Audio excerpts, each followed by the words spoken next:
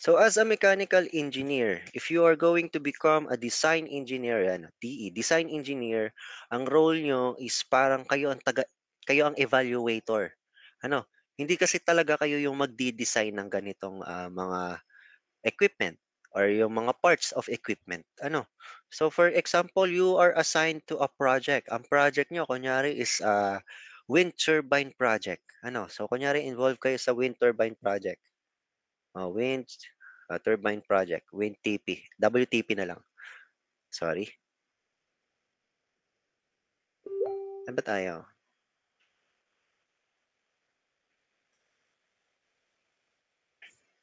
Kunyari, involved kayo sa wind turbine project or WTP. So, ngayon, i-auction ngayon yan. I-auction yan sa mga manufacturers. So, let's say, manufacturer A, manufacturer B, and manufacturer C. I-auction pa to ngayong yung equipment or parts ng equipment na kailangan sa inyong project. So as a design engineer, i-evaluate nyo ngayon itong tatlong manufacturer na to. So for example, for manufacturer A, nag-propose siya. So ang blade design po namin, gawa yan sa ductile iron, for example lang. So for manufacturer B naman, sinabi, engineer, ang design naman po namin dito sa motor blades, sa rotor blade is gawa sa cast iron. Then for manufacturer C, sabihin, stainless steel po yung sa amin. So as a design engineer, kayo ang mag evaluate ngayon. Alin ang pinakamagandang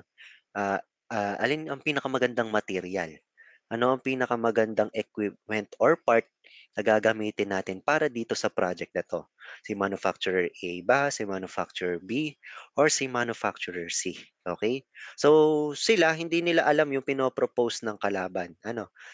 Si manufacturer A hindi alam ang pino-propose dito, hindi rin alam ang kay C. So privately 'yan. Kayo lang ang nakakaalam. Si design engineer lang. Okay? So, ganun yung mga cases, okay, ng mga designing of equipments kung magiging design engineer kayo. So in order to extract energy from the moving air masses, rotor blade designs either use the lift method or the drag approach. Similar to how airplane kites and birds fly, the lift blade design creates a lifting force that is perpendicular to the direction of motion. In essence, the rotor blade is an aerofoil or wing that resembles an airplane. So, okay? So blade numbers, again, na-discuss na rin natin to during our first topic. Pero dun sa first topic natin, ang sabi lang natin is 2 blades and 3 blades. So meron pa rin pala tayong single blade. Okay? Pero sa single blade, hindi talaga siya gamit na gamit. Bakit? Malaki ang disadvantage niyan when compared to double-bladed and three-bladed. Okay? May explanation naman dito sa slide natin. So basahin muna natin to. So the aerodynamic efficiency and cost of a wind turbine design often dictate how many rotors blade it has. So syempre, common sense, pag dami ng blades nyo, pag mahal ng inyong wind turbine. Kasi isang part to. Dadagdagan mo pa ng isang part, so madodoble yung bayad mo sa isang part lang. So dito, triple. So ganun ang pagko-consider. Ko-consider mo din yung mga cost. So while most horizontal axis wind turbine generators only have one, two, or three rotor blades, the ideal wind turbine design would have numerous thin rotor blades. Okay? More than three rotor blades are typically not needed. Bakit? Bakit hanggang tatlo lang tayo? Kasi kapag dadagdagan nyo pa to ng mga blades, maliit lang naman na ang nai-increase dyang efficiency. So minimal lang yung nai-increase, minimal lang. So kung minimal lang 'yan, ba't pa tayo magdadagdag? Lalaki lang ang gastos natin. So stick na tayo dito sa hanggang three-bladed lang. Okay? Nakalagay din naman dito. Asan ba 'yan? Ayan. Nevertheless, adding more rotor blade result in minor improvement lang. In rotor efficiency. And it increases the cost of the rotor. So mamahal lang 'yan. So as a mechanical engineer, Again, as a mechanical engineer, nagdi-design ngayon kayo ng equipment. Ba't pa kayo magdi-design ng isang equipment kung minimal lang na or sorry, paltan ko yung sentence, bakit kayo magdadagdag ngayon ng part ng equipment kung minimal lang naman yung itataas niyang improvement? Ano? So, sayang lang. Minimal lang naman yung naitaas. Okay? So, ganun, as a mechanical engineer. So, explanation for the single-bladed, double-bladed, and third-bladed follows. So single blade, due to an uneven rotational motion of the blade, which requires it to rotate quickly in order to obtain the same amount of wind energy, single-bladed rotors suffer from significant material stress and vibration. Ano? So, meron tayong stress and vibration. And kapag may stress and vibration, prone to destruction of equipment yan. Or prone to destruction of parts. Especially vibration. Ano? So for double blade, in a double-bladed rotors, the efficiency of wind turbine is decreased. But, decreased because most of the available air movement and wind power travels through the unswept cross-sectional area of the turbine without interacting with the rotor. Ano? Then for three-bladed ito, pwede ring tawag na multi-bladed design, it enables slower rotational rates and torque, which reduce drivetrain stresses, lower gearbox, and generator costs. So the majority of wind turbine design use three rotor blades because they are less susceptible to enormous force in extremely strong wind than those with more or very wide blades. Kaya makikita nyo, commonly ang ating wind turbines is a three-bladed design.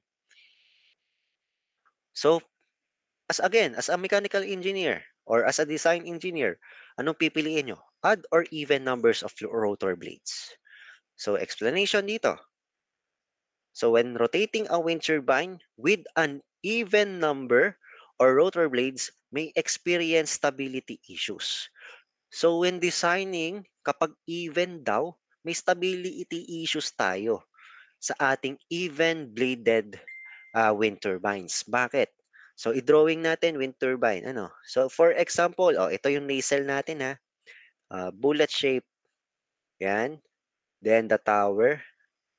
Sorry na lang, naka-mouse na lang uli ako. Then, ito yung blade natin. Sabihin natin double-bladed. Kasi, double-bladed kasi even. Yan. So, explanation kung bakit tayo nagkaka-stability issues dito is, for example, itong drawing na to, nandito yung wind natin. Traveling yung wind natin in this direction. So, nakaharap doon ang ating nacelle. Nakaharap dito ang ating wind turbine. So, pag tumama dito yung wind natin, dito sa lower part na rotor blade, meron tayong tinatawag dito na, ang tawag doon? Parang support. May support dito. So, hindi masyado, may force dito na hindi masyado mabe-bend yung ating blades dito sa baba. Unlike dito sa taas, since wala naman, free tong nasa taas, walang obstacle, yung wind natin dire-diretso, ang tendency ng ating rotor blade, mag-bend. Mag-bend papunta dito. Kahit konti pa yan, malaki pa rin ang effect. Apekto niyan sa inyong wind turbine. Kahit maliit na bend lang yan, malaki pa rin ang apekto. So, nagkakaroon tayo ng stability issues when it comes to even design rotor blades. Okay? Actually, nandito yan. Nasa slide na to. Tinagalog ko lang yung iba. So this is due to the fact that every rotor blade has an exact and opposite blade which is located 180 degrees in the opposite direction. So the lowermost blade is pointing directly down in front of a turbine support. Ayan, yun din drawing ko. At the exact moment, dapat pala hindi ko muna binura. So again, support tower at the exact moment that the highest blade is pointed vertically upwards as the rotor turns. As a result, the uppermost blade bend backward because it experiences the most thrust loading from the wind, while the lower blade travels through the wind-free space in front of the supporting tower. Ano? So again, ang tendency kapag yung nasa taas na blade, mag-bend ng konti. Pero kahit mag-bend yan, may stability issues na yan. Prone to damage na din. Okay? Ngayon, when designing naman an odd number of rotor blades, the gyroscopic and flexing forces are uniformly distributing among the blades. So this allows it to rotate more smoothly and increase the stability of the turbine. So the three-bladed turbine is the most popular type of odd-bladed wind turbine. A three-bladed rotor has somewhat higher power efficiency than a similar size two-bladed rotor because it can evolve more slowly which reduces wear, tear, and noise. Okay? So kaya makikita nyo na common is three blades talaga. Kasi mas maganda ang design ng three-bladed wind turbine when compared to two-bladed wind turbine. Kasi yung two-bladed wind turbine, again, na-discuss na din natin to from our first topic and second topic. Minsan mamamahalan pa kayo sa two-bladed design. Okay? Hindi ko na uulitin yung diniscuss natin doon. Basahin nyo na lang ulit yung topic natin. Provided na naman yun sa inyo. So additionally, the distance between each blade of a multi-bladed design and its rotation speed should be large enough so that one blade will not encounter the disturbed, weaker airflow caused by the previous blade passing the same point just before it. This is done to avoid turbulence and interaction between the adjoining blades. Due to this limitation, majority of odd-shaped wind turbines can only have three blades on their rotors and thus often rotate more slowly. Yun nga lang, kapag three-bladed tayo, mabagal ang ikot niyan. So ano yung pang-ano natin doon? Ano yung solution natin? So mamaya, nasa ano yan eh? Nasa gearbox if I'm not mistaken. Para may para may pambawi yung slow rotational speed ng three-bladed design. Okay? So dito muna tayo sa design ng sa length ng rotor blade. So rotor blade, saan siya nakadepende? Yung length niya, nakadepende yan sa density of air, speed of the wind, and area ng rotor. Okay? Area ng kaya ng rotor ibigay. Okay? So, yung density ng air nakadepende sa sea level kung gaano kataas yung inyong wind turbine when it comes to uh, elevation. The density of air kasi, whereas the sa wind speed naman, nakadepende ay sa weather. Okay?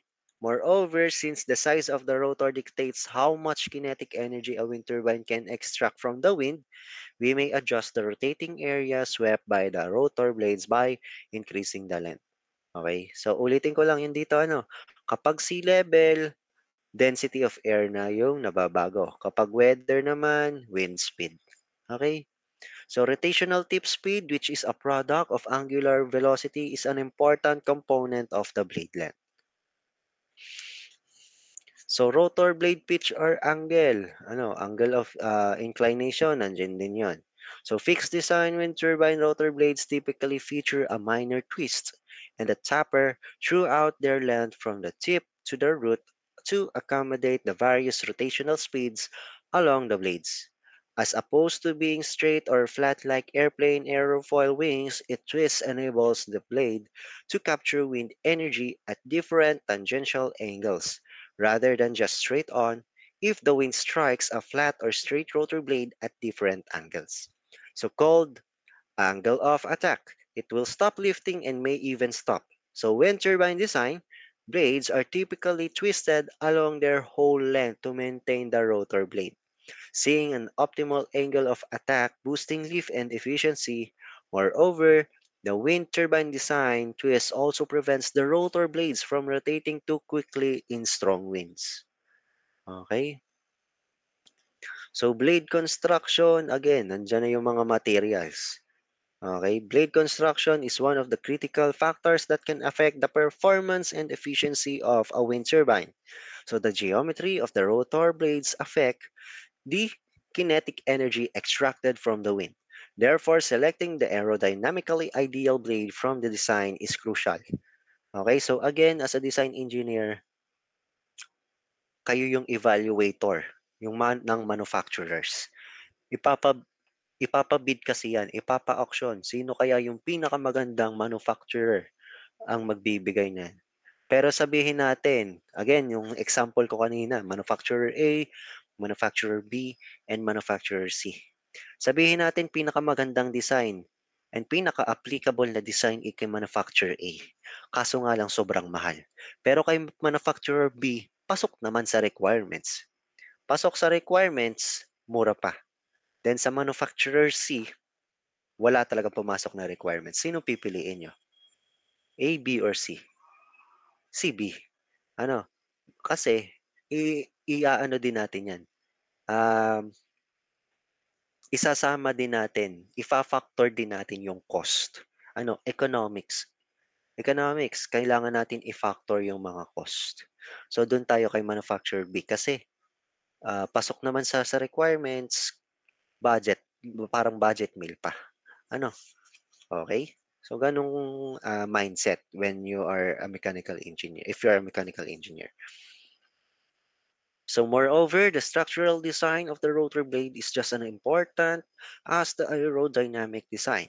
So, the structural design includes the choice of the blade material and strength because the rotating blades flex and bend due to the wind's energy. So, why is it important to have a good design? So it is important to have a good wind turbine design because it collects the kinetic energy from the wind by slowing the wind, transferring this energy into a rotating shaft, and furthermore, the amount of energy that can be gathered relies on both the wind speed and and that the rotating turbine blade sweep.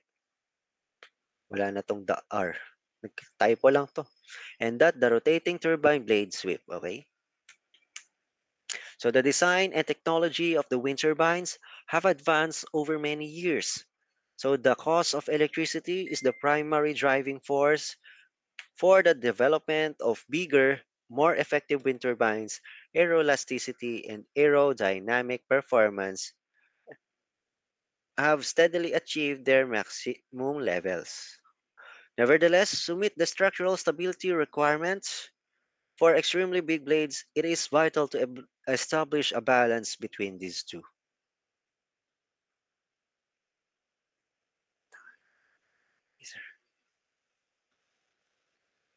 Wait lang ah.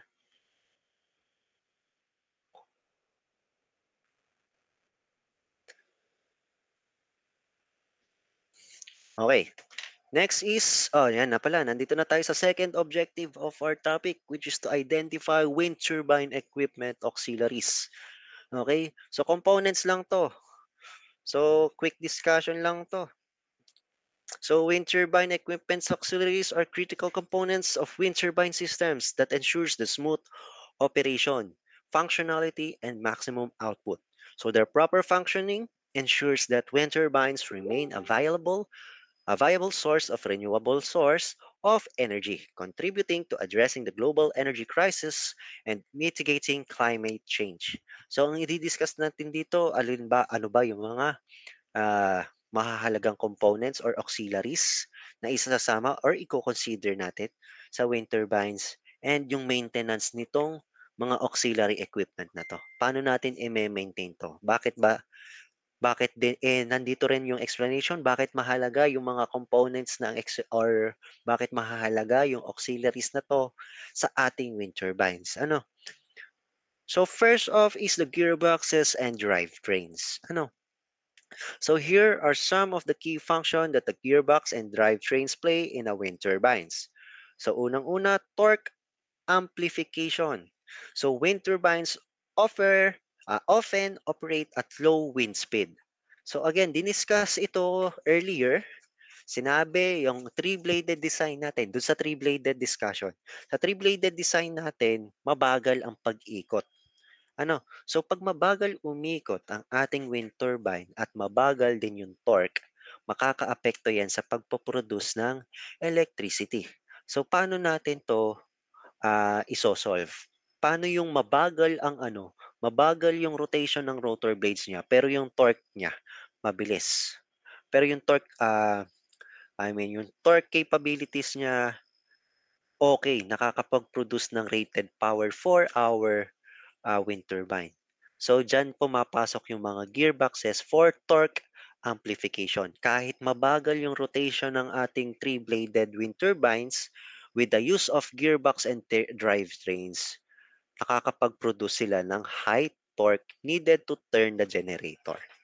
Okay?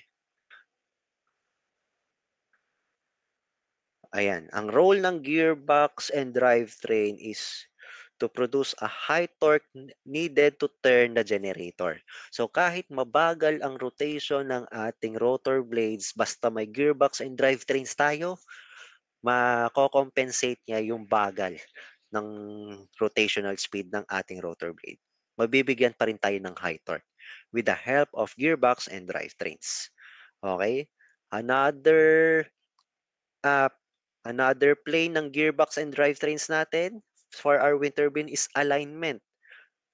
So as the turbine rotates, as the turbine rotor spin, it generates forces that can cause misalignment between the rotor and generator. So ang role ng para kay drivetrain actually yan is para maiwasan tong misalignment.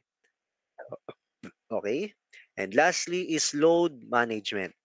Wind turbines are exposed to fluctuating wind speeds and loads. May force tayo.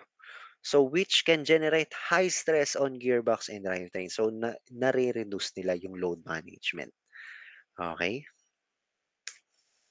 So types of gearboxes and drivetrains. So again, sabi ko kanina, meron tayong two types of gearboxes and drivetrains. So we have the direct drive and the gear drive. So definition ng direct drive from the word direct itself. Ano? So from the word direct itself, ibig sabihin directly. Ano? So basahin muna natin pala. Instead of relying on a gearbox to increase rotational speed, direct drive wind turbines use a low-speed generator that is connected directly to the rotor. Okay? So from the word direct, directly. So ibig sabihin kung ito yung nacelle, so ito yung blades natin, Ah, kung ito ang generator natin, ito yung shaft. Sorry sa drawing. Ito umiikot na 'to, yung shaft umiikot. Dumaloy yung hangin, umikot yung blade natin, umikot yung shaft. Ito yung generator, produce electricity. Ano, pero yung ating generator, ano yan, low speed generator lang. Ibig sabihin, kahit low torque ang ating wind turbine design, nakakapag-produce pa rin ng electricity with the use of, so yun nga lang, imo-modify nyo ang generator nyo. Magmo-modify pa kayo ng generator na low speed or hahanap pa kayo, which is rare lang yan. Konti lang yan. Kasi malimit ngayon is gear drive na yung ginagamit natin for wind turbine. Modernly, sa panahon natin ngayon, ito na, gear drive na. Traditional wind turbines use gear drive system, which rely on a gearbox to increase the rotational speed of the rotor. Para makapag-generate ng electricity sa generator. Okay? So again, when we compare the two, direct and gear drive, si direct drive, nakakonekta agad ito sa generator. While for gear drive, andyan yung gearbox natin para makompensate yung mabagal na rotational speed ng rotor para makapag-produce ng high torque capabilities. Okay?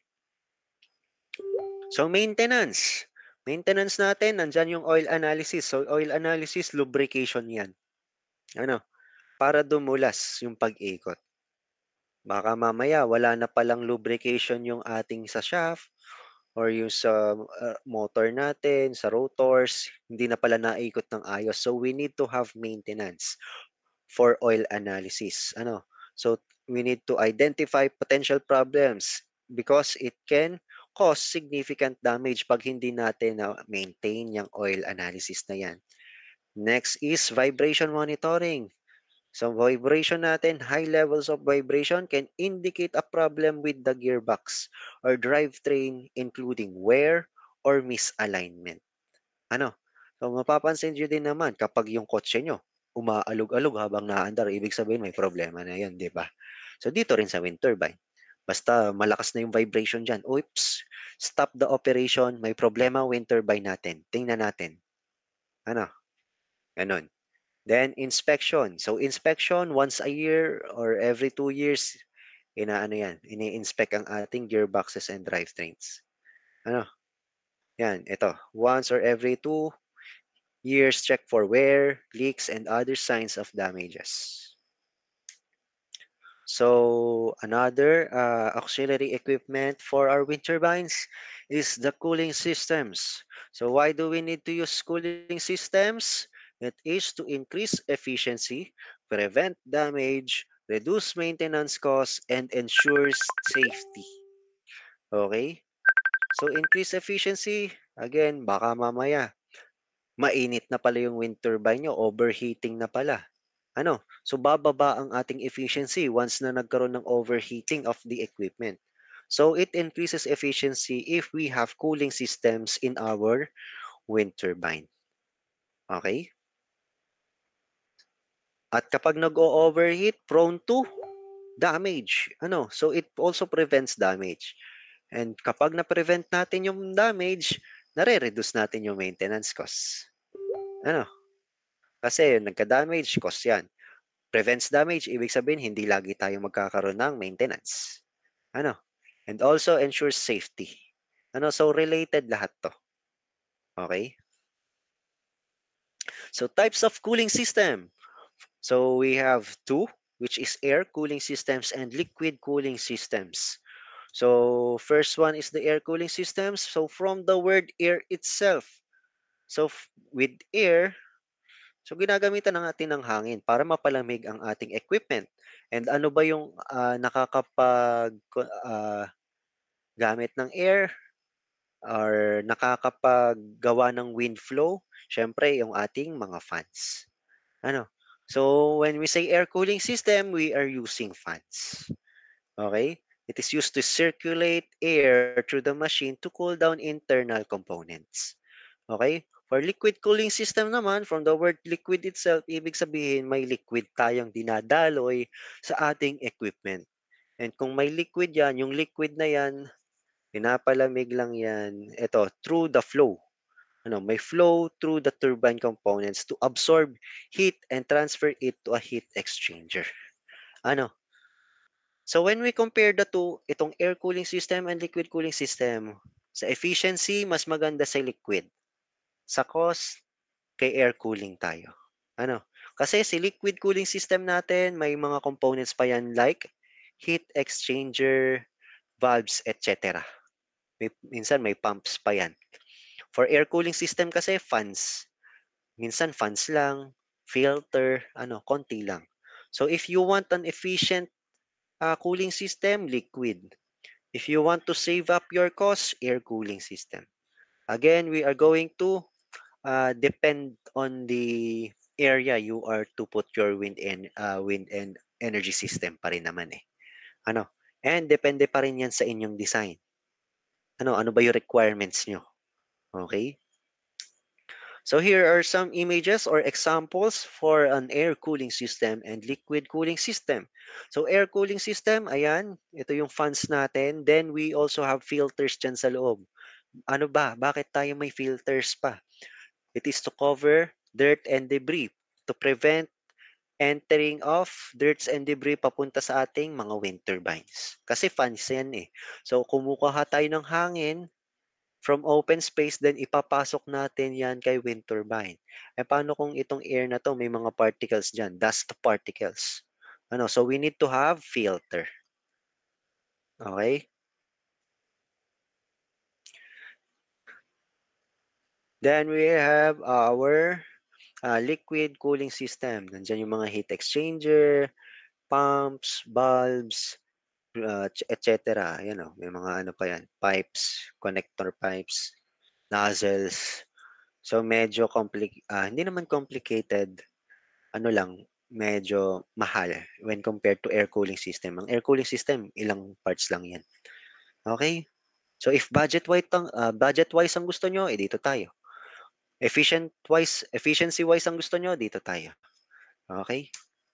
So maintenance naman. So sa maintenance, so filters. Okay?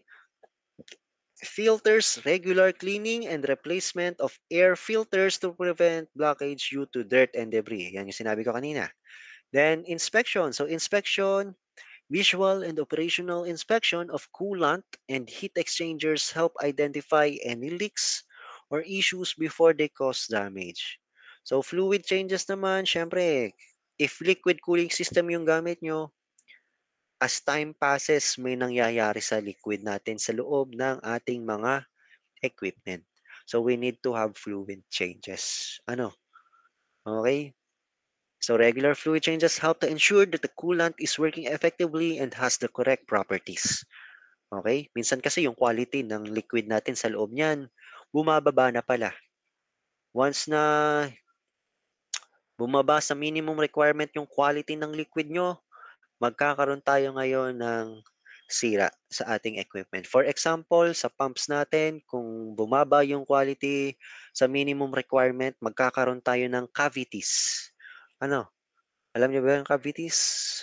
Anyway, if hindi, may subject ba kayo sa pumps? Basta, nandun yun. I-discuss naman doon. Then we have the fan maintenance. Proper maintenance of fans ensure that they are functioning correctly and circulating air effectively through the turbine. So another auxiliary equipment for our wind turbine is the electrical systems. So nandyan yung mga wirings natin. Ano? So role of electrical system in wind turbines, from the word electrical itself, yung mga electrical components such as transforming the mechanical energy generated by the blades into electrical energy that can be transmitted and used.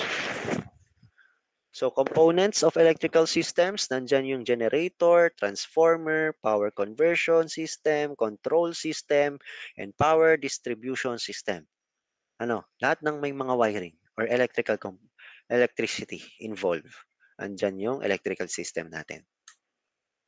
Then maintenance natin is essential to ensure that the longevity and safe operation of the wind turbine. So, maintenance natin yan for longevity and safe operation. Then we have the braking system. So, bakit ba kailangan natin ng braking system? Kahit natin kailangan itigil ang ating wind turbine. So, for example, si HOUT or si horizontal axis wind turbine. Minsan kasi si horizontal axis wind turbine, nare-reach niya yung maximum wind speed. Ano, pag na-reach niya yung maximum wind speed, yung rated power niya, the same pa rin naman dun sa normal wind speed eh. So baka mamaya magkaroon tayo ng damage sa ating rotor blades kapag umikot pa yan ng mabilis, yung sobrang bilis. Hindi na kayang i-maintain ng equipment. So we need to have brake. Ano, baka mamaya magka-wear and tear na yung blades natin. Ano, so may brakes tayo para sa mga ganyan. Pag na-reach na yung cut-out speed, again, ang cut-out speed natin, na-discuss natin yan sa ating first topic. Ano, dun sa second topic, diniscuss din kung bakit natin kailangan itigil ang ating wind turbines or kung kailan natin kailangan itigil ang wind turbines. It is for safety purposes din. Ano, it is also for the operations to run smoothly. Kailangan natin itigil ang wind turbine pag yung wind speed niya is nasa cut-out speed na. Again, definition ni cut-out speed, basahin nyo na lang dun sa first topic, yung introduction to wind energy. Andun yung definition ni cut-out speed or furling speed.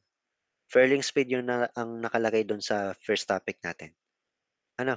Kung bakit tinitigil ang ating wind turbine. Basahin nyo na lang dun. So purpose of braking systems, the purpose is to regulate the rotational speed of the turbine which is critical for protecting the equipment And minimizing wear and tear, ayan, yung wear and tear na yan. And maintaining the turbine's performance.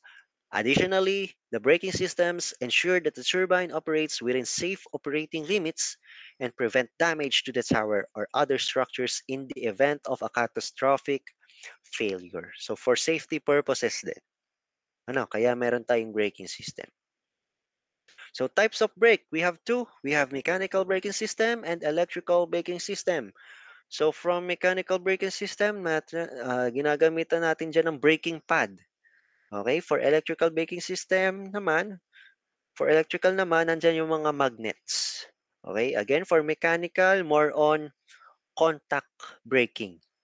Okay, once I said, ang ibig ko sabihin sa contact braking, from the word contact itself, parang kung pipigilan mo yung galaw ng so for example, may umiikot na gulong ng bike, ano, hawakan mo yun, 'di ba, magi-slow down yun. So may contact. Gano'n yung mechanical braking system. May contact, parang may humahawak para tumigil. Sa electrical braking system naman, walang contact because we are using magnetic field. Okay? So magnets yung ginagamit to slow down yung rotation speed. Okay? So here are the sample images for our electrical and mechanical brakes in the wind turbine. So ito, meron ditong naikot. Kunyari, ito yung may disc na naikot dyan, then nandito yung mga electromagnetic field. Itong disc na to, nasa loob yan, nitong electrical braking systems.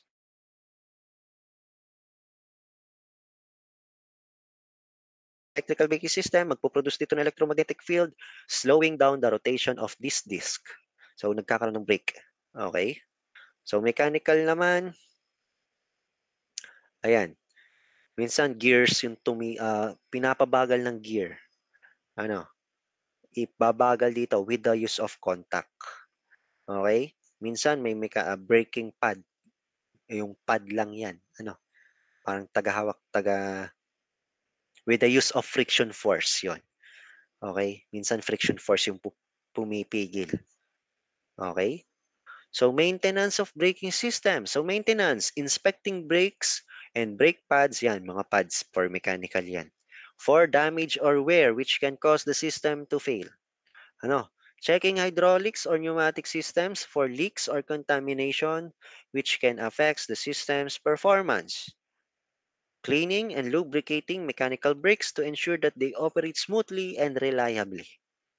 Testing the brake system regularly and ensuring that it meets the manufacturer's specifications.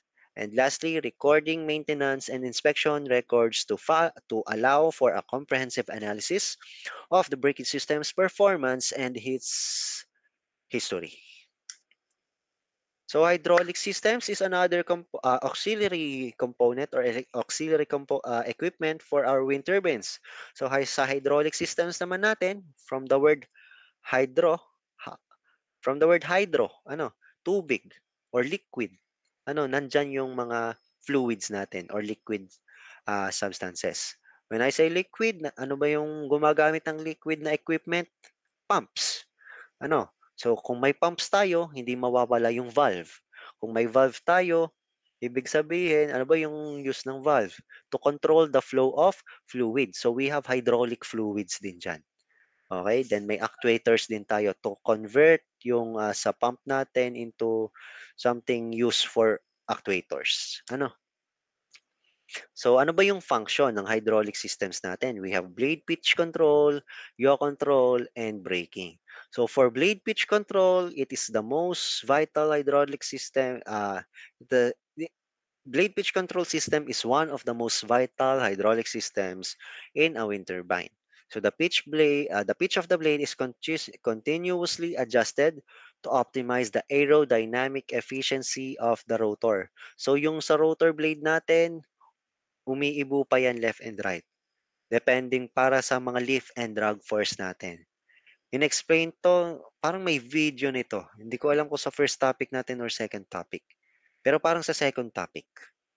So kindly watch na lang ulit yung video na yon for more clarification and understanding. Okay? Now, next is the yaw control naman. Nandyan pa rin yung, again, yawing mechanism. It is the one responsible for keeping the rotor facing the wind. So, nasa hydraulic system din yung function na yan. Okay? Then, yung braking natin, which is essential for safe operation during high winds or equipment failure. For braking naman, yung kanina, yung braking control systems natin. Again, for braking, we have mechanical and electrical braking systems. So, components of hydraulic systems, we have pumps, valves, actuators, and hydraulic fluid. Lahat yan, nasabi ko kanina. Okay? So, use ng pumps. Ano nga ba ang pumps? It is to transfer one fluid to another point, from one point to another point. Ano? So, pumps, meaning liquid lang yung tinatransfer niyan. Hindi pwede ang air. Okay? So, when we say fluids in a pump, liquid yun. Liquid in a pump. Hindi pwedeng air. Okay? So, ang tinatransfer ni pumps is liquid from one point to another. Okay? Sige, share ko na din. Ang nagtatransfer po ng air or gases natin is compressor ha. Pero ang function ng compressor and pumps the same lang. To transfer fluid from one point to another. Si compressor, gases. Si pumps, liquids. Okay? So balik tayo dito kay pumps. So pumps, it is responsible for providing the hydraulic fluid to the system at the required pressure level. So again, kung tower to, kunyari, nandito yung fluid, ito yung pump natin. Ayan, sorry na lang sa drawing. Okay, so sorry. Hindi pala dapat yan ang pump.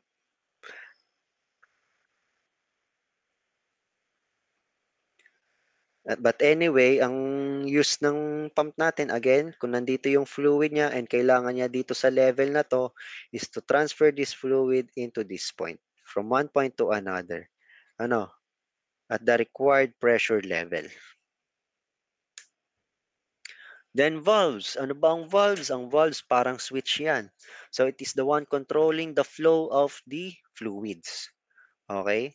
So kung gusto nyo malakas, gusto nyo mahina, gusto nyo patayin, o gusto nyo magkaroon ng flow, si valves ang pinipihit natin. Then actuators are the components that convert hydraulic pressure into mechanical motion. Okay? Then hydraulic fluid, syempre hindi mawawala yung fluid. Yan yung tinatransfer natin or yan yung medium. Okay? From the pump to the actuator.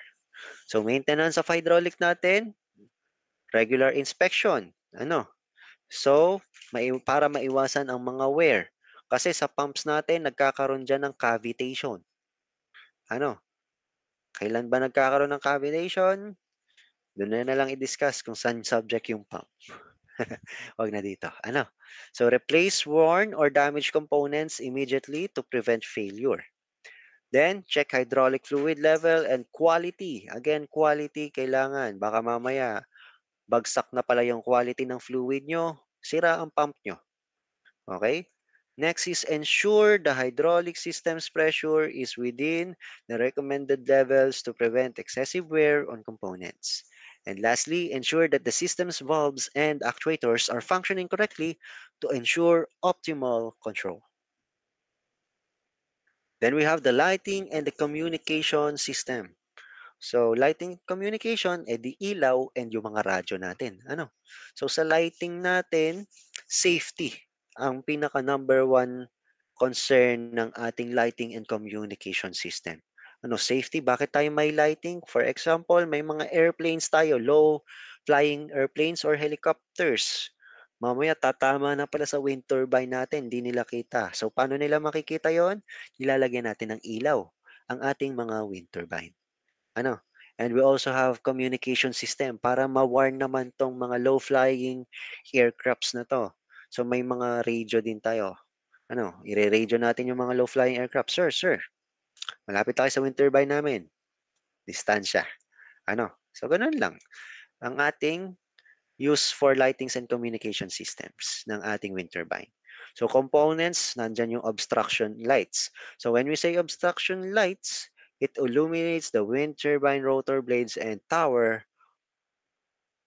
Ayan. To illuminate the wind turbines, rotor blades, and tower are part of the lighting system. Next is the aviation light. So from the word aviation, ang meaning ng sa aviation, basta nasa ere. So these are the red or white blinking lights attached. Since nasa ere yung aviation natin na yan, ibig sabihin, may winawarningan tayo na nasa ere. So notify pilots and other incoming aircraft to the turbine's location. Ano? So self-explanatory naman kung alam nyo yung mga Ito yan. Aviation, meaning na aviation, na something nasa ere. Aviary, pag mapakinig nyo yung aviary, bird yung nasa isip natin, di ba? Mga ganun. Next is beacons. So beacons commonly ginagamit pag foggy na. Ito yung intense light. Okay? Commonly used ito sa may mga, ano ang tawag dun? Kalimutan ko. Yung sa may mga barko para hindi sila mabangga sa mga sa lupa-lupa. So emergency lighting naman, from the word emergency, pag nag-brown out, for safety reasons. To prevent accidents or mishap that can arise during darkness or due to darkness. Then we have the communication system. From the word communication, di nandyan yung radyo, satellite, and cellular communication. Then we have the maintenance. Maintenance, yan. Okay? Annual inspections are required to check that the systems are working in order. These inspections ensure that the lights are not blocked by the tower's shadow and that they have an unobstructed view of any approaching aircraft. Then our last objective, last na to, identify economics of wind energy conversion system. So again, as a mechanical engineer, you need to consider the cost. The cost and effect of the cost in your equipment to be designed. Okay? Sa mechanical engineer, hindi mawawala yan. Okay? So economic efficiency is a major concern when planning renewable power projects. Alleged poor economic efficiency is one of the main arguments against renewable energy sources. So the solution with the best economic benefits is usually the one realized. Whereas technical or ecological aspects are of secondary importance. So economics of renewables is about profitability, and profitability depends on three drivers. So kailan ba natin kino-consider itong wind turbines? So malimit, market price, or value of renewable energy. Okay? So sa market, titingnan natin kung magtatayo tayo. Or for example, kayo gusto nyo tayo ng sarili nyong wind turbine power plants. Siyempre, aaralin nyo muna yung mga cost and market values. Sa wind turbine ba, yung cost ng electricity na napoproduce, kikita kayo? O lugi lang kayo pag nagtayo kayo sa lugar na yon? Those kinds of cases. Number two, cost of renewable relative to those other energy sources. So sa number two naman natin, ang explanation dito, for example, gusto nyo renewable energy power plant ang i-design nyo at ipatayo nyo or if magpatayo kayo ng power plant using these kinds of renewable energies. Iko-consider nyo, ano ba yung mga available energies doon? So just like sa inyong research work, di ba, nagsabi ako sa inyo, pili kayong lugar. Solar energy lang bang pwede doon? Pwede bang may mga hydraulic renewable energy pa ba dyan? Wind energy, mga etc. Siyempre, i-consider nyo lahat ng pwedeng renewable energy sources. Okay?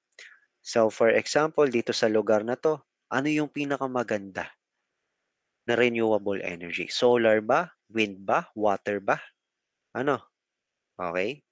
And yung cost nila, alin yung pinaka-suitable for commercial distribution?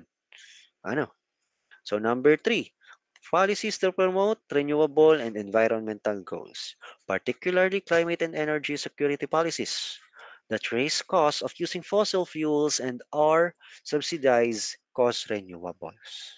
Okay? Then the economic future for renewable depends on how market price, cost, and policy evolves.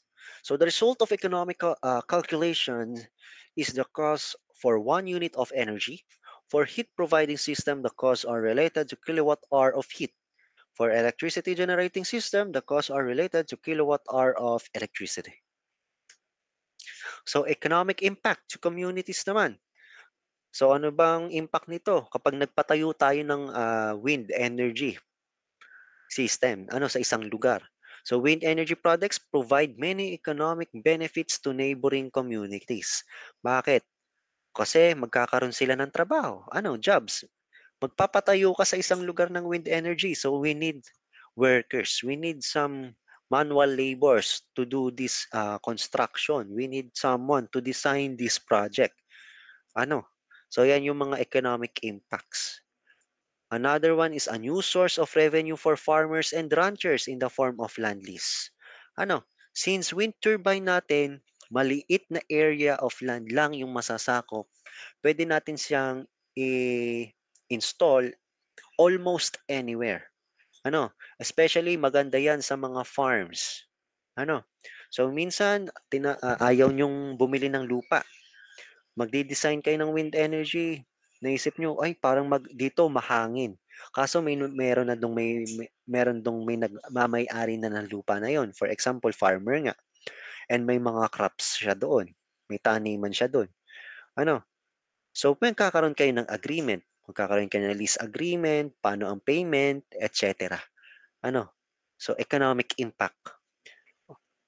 And increase in local tax base. So kung doon kayo nagtayo, may tax kayo. May economic impact sa kanila. Okay? So mga ganong cases. So direct employment. So when we say direct employment, wind energy project results in jobs in rural communities in manufacturing, transportations, and project construction. So employment in this sector fluctuates depending on the level of deployment. So status of federal incentives, trades, and the value of the dollar. So many people will be employed during the wind power plant's development. Siyempre, design phase, construction phase, pagka-hire tayo ng tao para gumawa ng mga yan. Hindi mo naman kaya yan mag-isa. Okay? So including local construction services and companies from the outside. When we say companies from the outside, nandyan yung in-example ko kanina, yung mga manufacturers. Siyempre, hindi naman kayo yung sarili yung magagawa ng mga equipment. For example, yung rotor blade na to, ganito dapat. Walang ganyan. Wala kayong mabibiling ganyan. Magpapafabricate pa kayo ng ganyan. Di parang thesis na. Prototype pa. Hindi pa proven kung effective ba yung ganyang design. Okay? So again, as a mechanical engineer, if you are going to design, you need to factor out these problems. You need to factor out these kinds of scenarios. Okay? So, meron naman dyan mga manufacturers na kapag tayo na ng wind turbine. So, may basis sila. May experience sila. Okay? So, doon kayo magbabase.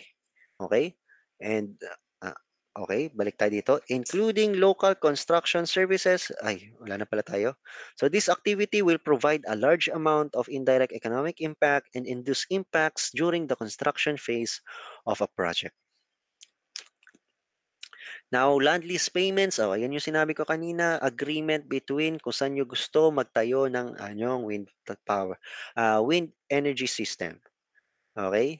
Since ang sinasakop nga niyan, maliit lang, unlike sa PV system kasi, sobrang laking lot of land or area ng land ang kailangan masakop. Dito kasi sa wind energy systems natin, tower lang, yung foundation lang ang kailangan. So, maliit lang na area. So, nandyan na yung land lease payments, yung agreement nyo. So, wind turbines have small footprints, so crops can be grown and livestock can be grazed close to the base of the turbine, offering rural landowner a new cash crop. So, again, agreement nyo. Land lease agreements payments are typically structured in one of three ways: fixed payments, revenue-based payments, or a combination. So project developers might prefer to negotiate a certain payment structure with landowners. based on economic consideration of a particular wind energy project. So landowner compensation can vary among individuals, projects, and landowners in a single projects could have different agreed upon terms. Then we have the local tax revenue. Again, tax yan. Nagtayo kayo sa lugar na yun, magbabayad yung tax. Ano? Then wind energy tourism. So in location where tourism is an important part of the local economy, a wind farm may be perceived as an enhancement to tourism for those interested in the technology. Ano? So again, may mga places tayong dinadayo talaga para lang makakita ng mga wind turbines. Ano? Dito sa Pilipinas, hindi ko alam kung saan yung may wind turbine eh. Parang merong, wait lang ah.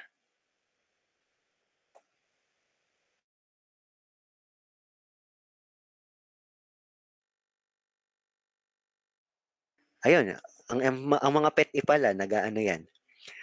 Ang mga pet ano ang tawag doon? Fieldwork. Ayun, yung nag-fieldwork. Ayan. Yeah. Pwedeng i-example natin yan dito sa wind energy tourism. Yung mga pet nag-ano, fieldwork yan. Minsan pumupunta sa mga wind farms. Sa Ilocos daw. Ilocos nga? Ayan, Ilocos. Ano? So sa Ilocos, pumupunta sila. Ayan. Wind energy tourism. Ano? So, malaking part or malaking ganda yon do sa community doon. Okay?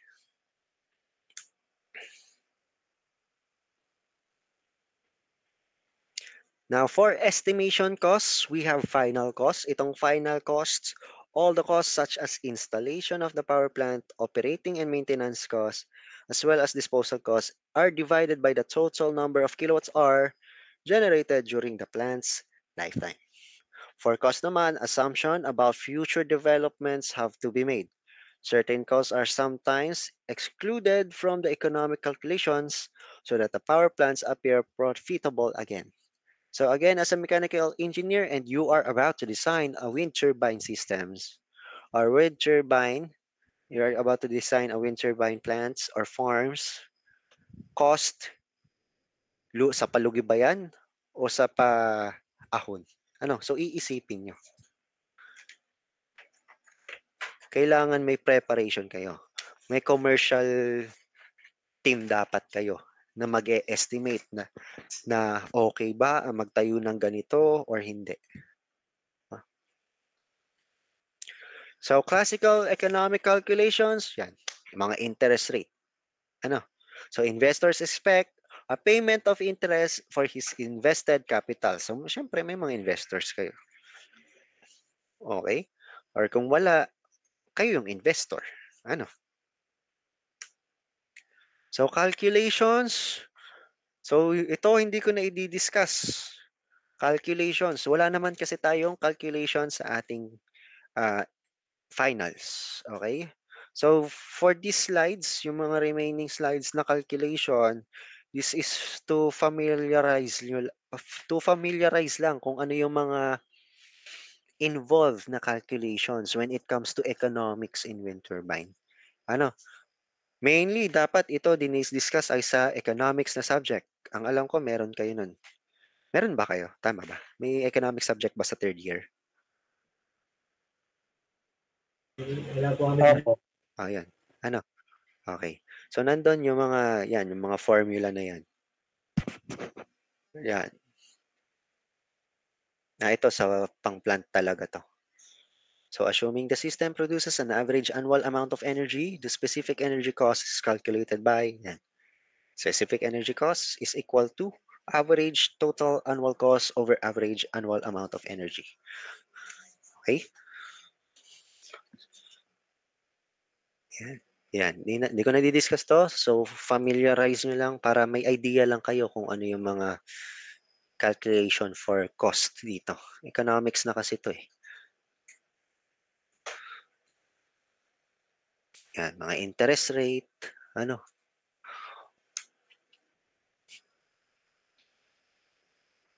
Yan. Risk associated. Ito. Discuss natin. Risk associated with renewable energy systems can include overestimation. Ito yung malimit problema sa isang project. kahit saang company, kapag nagkaroon kayo ng overestimation, lugi kayo. Okay? So, sa commercial team in a project, ito yung pinakamahalaga sa kanila. Sila yung key part kung saan para hindi malugi ang isang company. Okay? So it is nearly impossible to make reliable calculations for the level of the discount rate in the market. In the end pala, the market with all its mood and subjective feelings of investors define the discount rate. So the calculations above can extend applying price increase on the operating and maintenance costs or fuel costs for conventional energy systems. Unforeseen events such as crises in oil-producing regions or shortages of fossil energy resource can change future fuel or raw material prices significantly. Therefore, statements on future fuels prices or operating maintenance costs are not given here. Instead, the final section gives a critical overview of conventional interest calculations. So, yan. So, thank you for listening to my final topic. So, any questions po? Or mabilis ba yung discussion ko? May questions po ba? Okay lang naman po, sir. Okay. So, alam ko namang hindi nyo masyado agad maiintindihan yan sa explanation ko. Or sa mga binasa ko. Ganyan din ako ng student. So, for further knowledge or understanding, basahin nyo na lang ulit to. At least may idea na kayo. May nabigay akong example, nabasa ko rin sa inyo. So, parang recap na lang din sa inyo to para sa inyong finals din. So, if you have no more questions, so good luck na lang sa finals nyo. Kindly review na lang lahat ng na-discuss natin. Especially yung mga video, watch nyo na lang ulit para may understanding kayo with regards to wind turbine. Okay? So if there are no more questions, thank you for attending. And, ito pala, before pala we end our meeting, again, yung pasahan ng inyong group project, yung group research work ninyo, is sa finals, which is next week. Ang schedule ata natin is Saturday, 7 to 9 if I'm not mistaken. So around 7, mag-uuli na ako bawat room. So sa 7 na yon, before you start your exam, kokolektahin ko na lahat ng inyong mga research work. Okay, nakakompile na dapat yan sa isang table or sa unahan or basta, nakakompile na. Pipick upin ko na lang. Okay? And again, reminder, any late na pasahan will not be entertained na ha.